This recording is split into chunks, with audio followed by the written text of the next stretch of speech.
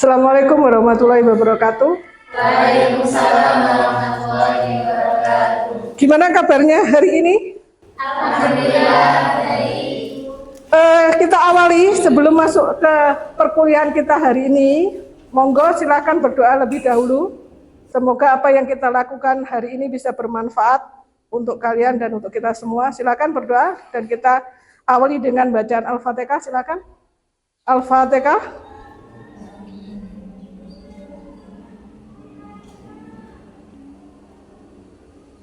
Apa ada yang tidak masuk? Tidak ada.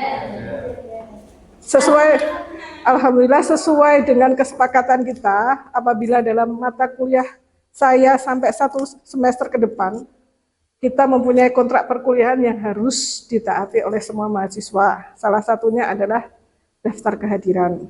Saya berharap mahasiswa di semester 3 ini, manajemen mata kuliah saya di manajemen sumber daya manusia bisa dapat ikut aktif untuk melaksanakan perkuliahan ataupun untuk melaksanakan tugas. Manajemen sumber daya manusia dengan rekrutmen seleksi dan penempatan pegawai dengan sub CPMK mahasiswa mampu menjelaskan konsep, tujuan, dan ruang lingkup rekrutmen seleksi dan penempatan pegawai, dan mahasiswa mampu merancang proses penempatan pegawai yang tepat. Melakukan ini untuk penambahan semangat kalian. Pada dasarnya berbeda kalau kurang juga nanti salah satu dari kalian akan mungkin kita silakan belajar ngobrol.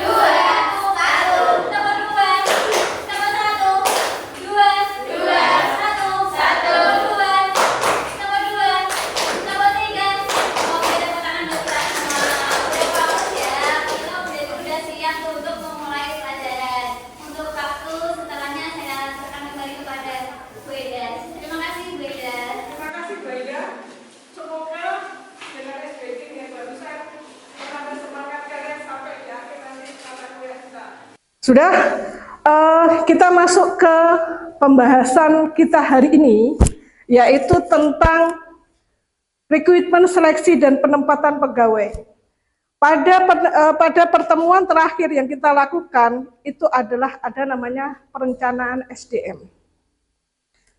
SDM itu apa sih sebenarnya? Manajemen sumber daya manusia, apa tujuannya? Bagaimana, mengapa dalam setiap organisasi atau perusahaan itu harus merencanakan sumber daya manusianya? Ada yang tahu? Mungkin ada yang bisa menjawab? Saya Bu. Oke. Mungkin ini dari sudut pandang saya ya Bu. Nanti kalau memang kurang mudah bisa diikutkan. Mungkin karena kenapa sumber daya manusia sangat penting, karena maju tidaknya suatu organisasi, negara maupun kelompok-kelompok itu maju tidaknya itu tergantung sumber daya manusianya. Jadi kalau sumber daya manusianya itu rendah, nah itu berarti ya organisasinya itu juga kurang maju. Nah tapi kalau sumber daya manusianya itu maju, nah itu nanti maju tidaknya suatu negara bisa dilihat dari sumber daya manusianya. Oke, terima kasih Mbak Ida. Mungkin ada yang mau menambahkan, atau sebenarnya sumber daya manusia yang berkualitas adalah aset yang berharga untuk sebuah perusahaan atau lembaga. Aset yang berharga apa? Karena dengan sumber daya yang berkualitas, perusahaan atau lembaga itu bisa mencapai goalnya. Apa yang harus kalian lakukan? Apa yang harus perusahaan lakukan untuk mendapat sumber daya manusia yang berkualitas? Salah satunya adalah dengan rekrutmen, seleksi, dan bagaimana menempatkan pegawai itu di posisi yang benar, sesuai dengan keahliannya. Sekarang pertanyaan saya ada, bagaimana atau pernahkah kalian, atau gini, pertanyaannya gini, di antara kalian ini, apakah sudah pernah ada yang belajar untuk membuat CV atau melamar pekerjaan di suatu tempat atau di suatu lembaga? Siapa kira-kira? Saya, Bu. Jadi saya itu dulu pernah melamar kerja di BMT. Terus? Jadi di waktu luang saya, ketika jam kuliah itu kan maksudnya siang ya Bu, jamnya saya. Nah itu saya ambil kerjaan di BMT. Nah itu saya sudah masuk di situ kurang lebih selama 8 bulan. Saya memutuskan untuk resign karena jamnya keadaan semasa kuliah yang semakin padat. Oke, sebenarnya gini, jadi apa yang sudah pernah menghadapi tentang proses recruitment, kalian sudah bersiap untuk masuk ke dalam kompetisi yang sebenarnya, di mana kalian harus mengeluarkan semua kemampuan secara maksimal. Kompetensi kalian akan dinilai di sini.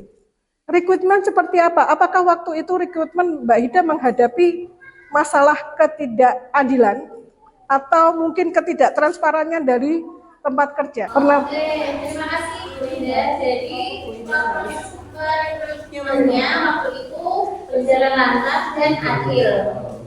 Pas itu kita ada 2 seleksi, yang pertama seleksi tulis dan yang kedua ada interview. Jadi seleksi tulisnya itu kita bareng-bareng kayak itu. Kemudian untuk interviewnya itu kita masuk ke dalam ruangan, satu orang ketemu sama manajernya kayak langsung. Oke, berarti di sini adalah ada namanya keadilan. Mereka lembaga itu melakukan transparansi kaitannya dengan proses rekrutmen. Karena rekrutmen adalah proses untuk mencari dan menarik calon pekerja untuk bisa bergabung dalam perusahaan kita. Apabila dalam proses itu ada terjadi ketidakadilan, berarti dalam proses tersebut menyalahi aturan. Dalam surat Al-Qasas ayat 26 disebutkan, sesungguhnya orang yang paling baik engkau pekerjakan adalah yang kuat lagi dapat dipercaya. Jadi di situ adalah pesan untuk para rekrutmen atau perusahaan untuk mencari kandidat-kandidat yang luar biasa, yang sesuai dengan kriteria yang dibutuhkan. Sehingga proses transparansi dalam rekrutmen itu sangat dibutuhkan. Oke, perencanaan sudah tadi, sekarang adalah seleksi. Apa yang dengan seleksi adalah proses penyaringan. Ini ada seleksi, proses penyaringan dari para pelamar untuk menentukan siapa yang akan berlanjut ke dalam proses selanjutnya. Dari sekian pelamar atau dari sekian rekrutmen yang apply kepada perusahaan, akan kita seleksi berdasarkan ada metode yang harus kita ikuti, bisa wawancara, tes psikologi, dan assessment center. Dalam seleksi, kita dilarang melakukan kecurangan atau diskriminasi. Di dalam kuliah saya selalu menegaskan, ada 3 langkah yang harus kalian pegang dalam menjalani hidup ini. Satu adalah, kalau masih ingat kuliah saya, kejujuran, kedisiplinan, dan konsisten. Dimanapun kalian harus bisa berlaku jujur. Disiplin yang utama. Karena apa? Itu adalah cikal bakal kalian ketika kalian menghadapi proses ini. Apapun yang terjadi, kalian harus bisa. Oke? Terus,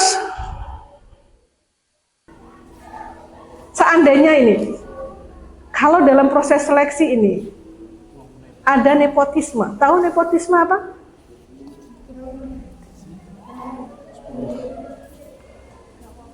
Apa yang bisa kalian bayangkan ketika terjadi nepotisme dalam lembaga? Nepotisme apa nepotisme? Menunjuk orang terdekat apa orang dalam? tanpa melihat kompetensinya. Apa yang terjadi dengan lembaga itu? Apa yang terjadi dengan perusahaan itu? Yang rugi itu perusahaannya, bukan karena nggak punya skill. Karena tidak punya skill atau keahlian yang dibutuhkan. Hanya melihat dari kedekatan. Betul? Apakah setelah itu terjadi proses seleksi ini adanya nepotisme? Tujuan perusahaan akan tercapai? Tidak. Saya mau tanya. Boleh. Jadi apa ya bedanya orang dalam sama narasi? Apakah itu sama atau beda? Mohon penjelasannya. Terima kasih. Orang dalam biasanya orang yang berhubungan dengan kita seperti saudara, anak, istri, atau suami. Kalau relasi adalah hubungan, biasanya hubungan bisnis. Seperti saya atau dengan yang lain, ada hubungan bisnis di mana ketika saya punya saudara, saya akan menitipkan saudara saya itu di tempat atau di lembaga atau di organisasi tersebut. Paham? Apakah jika memang seperti kalau relasi seperti yang dengan terangkan, tetapi orang yang dititipkan itu nggak punya skill, itu berarti gimana Bu? Itu yang disebut dengan nepotisme. Tanpa melihat kemampuan, tanpa melihat keahlian dia orang ini ditempatkan di lembaga tersebut, sehingga sangat merugikan lembaga ke depannya. Goal perusahaan itu tidak bisa tercapai. Oke, lanjut. Sekarang yang ketiga, ada namanya penempatan pegawai setelah proses seleksi dan proses diseleksi sudah. Tujuan utama adalah memastikan kandidat yang dipilih memiliki kompetensi, kepribadian, dan nilai yang cocok dengan pekerjaan dan organisasi. Metode umum yang digunakan adalah tes kemampuan kognitif atau teknis, wawancara struktur, tes psikologi kepribadian, dan cek latar belakang dan referensi. Sekarang setelah ada rekrutmen, ada seleksi, sekarang kita ada namanya penempatan. Apa itu penempatan? Proses penempatan individu yang telah diseleksi ke dalam jabatan atau posisi tertentu yang sesuai dengan kualifikasi dan minatnya. Tujuan utama adalah menempatkan orang yang tepat di posisi yang tepat, atau istilahnya the right man in the right place. Paham artinya ini?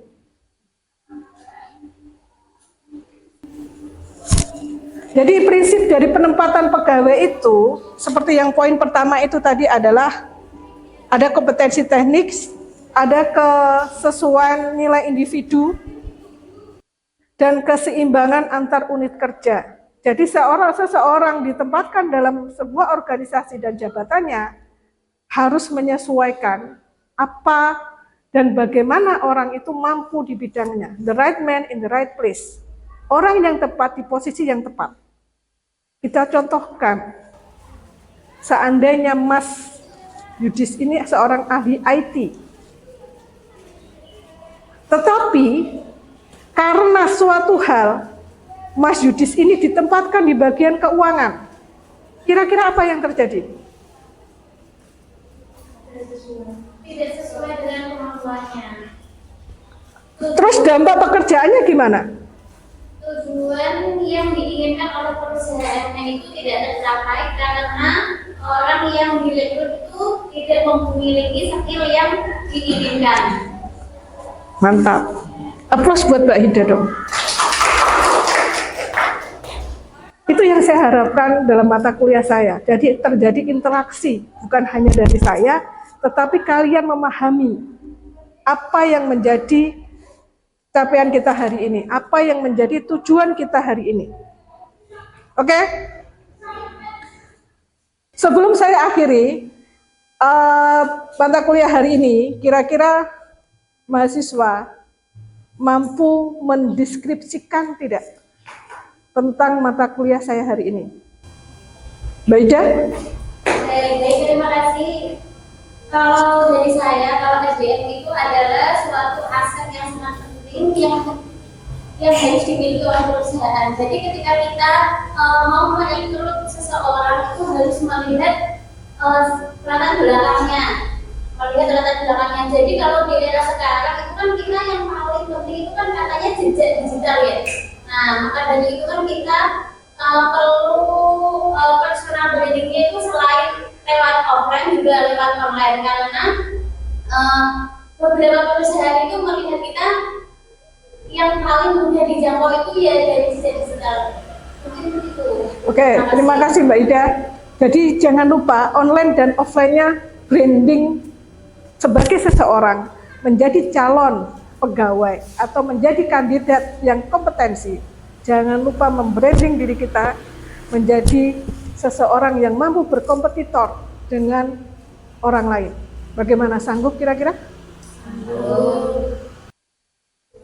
Setelah ini saya menginginkan kalian untuk membuat video atau tugas. Bagaimana proses dari rekrutmen, seleksi, dan penempatan pegawai, bagaimana kualifikasi yang harus disiapkan, apa keahlian yang dibutuhkan dari sebuah perusahaan. Bagaimana kira-kira? Ada yang mau ditanyakan? Sanggup? Waktu pelaksanaan 2 kali pertemuan, minggu depan kita ketemu lagi. Nanti saya harapkan tugas tersebut sudah jadi. Dari semuanya yang kita sampaikan hari ini, kesimpulan utama, apa menurut kalian kesimpulan utama? Rekrutmen harus transparan dan terbuka. Yang kedua, seleksi apa? Seleksi harus objektif, adil, dan berbasis kompetensi. Yang ketiga, penempatan harus menyesuaikan potensi dan karakter pegawai. Jangan lupa tugas individu, nanti membuat video interaktif antara kalian. Saya bagi karena jumlahnya di kelas ini ada berapa orang ini, nanti saya bagi menjadi 3. Satu menjadi owner bisa dibilang dari lembaga yang membutuhkan sumber daya manusia. Yang kedua adalah kandidatnya, yang ketiga juga nanti bisa bergabung, ada beberapa yang kita seleksi. Bagaimana, sudah paham? Oke. Sebelum tugas video interaktif antara kalian dengan nanti proses wawancara, rekrutmen, seleksi, dan penempatan pegawai, ada satu lagi, yaitu tentang harus membuat artikel atau mencari artikel yang sesuai dengan ini, rekrutmen, seleksi, dan penempatan kerja. Itu nanti bisa dikumpulkan, cari referensi sebanyak-banyaknya. Kebetulan saya juga lagi membuat artikel dengan judul Budaya Organisasi dan Knowledge Sharing terhadap kemampuan inovasi karyawan dalam sebuah organisasi. Terima kasih untuk hari ini. Semoga apa yang kami sampaikan hari ini, saya sampaikan ini bisa bermanfaat. Ketemu lagi minggu depan. Assalamualaikum warahmatullahi wabarakatuh.